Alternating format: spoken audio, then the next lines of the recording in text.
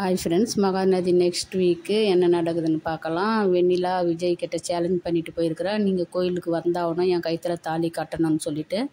இதை விஜய் காவேரிக்கு ஃபோன் பண்ணி என்கிட்டயே சேலஞ்சு போடுறா, அவளாம் நானான்னு பார்த்துட்றேன் காவேரின்னு சொல்கிறா. இல்லை விஜய், நீங்கள் கோவிலுக்கு போங்கன்னு சொல்கிறா காவேரி. என்ன காவேரி, நீயே ஒன்றும் புரியாமல் பேசுகிற, அவள் இஷ்டத்துக்கு என்ன ஆட சொல்கிறியான்னு கோபமாக பேசுகிறாரு. இல்லை, நீங்கள் போனால் தான் இதுக்கு ஒரு முற்றுப்புள்ளி வைக்க முடியும், வெண்ணிலாவா நம்மளான்னு பார்த்துக்கலாம், நீங்கள் கோவிலுக்கு போங்க, நானும் அங்கே வரேன்னு சொல்லிட்டு சொல்கிறா. நிவின் கிட்ட பேசுகிறா. நிவின் குமரன் கிட்ட பேசுகிறாரு.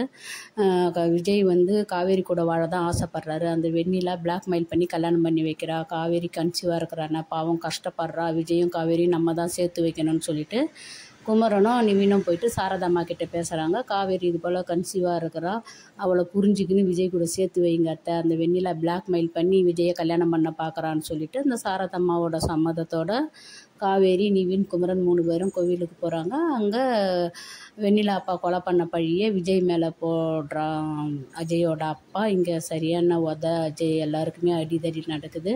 இந்த இடத்துல போலீஸும் வந்துடுறாங்க. போலீஸ் எல்லாரையுமே அரெஸ்ட் பண்ணுறாங்க. இந்த இடத்துல வெண்ணிலா கல்யாணமும் நிற்குது. போலீஸ் ஸ்டேஷனில் தாத்தாவும் போகிறாரு. அடுத்தது எபிசோடில் என்ன நடக்குதுன்னு பார்த்து தெரிஞ்சுக்கலாம். பாய் பாய்.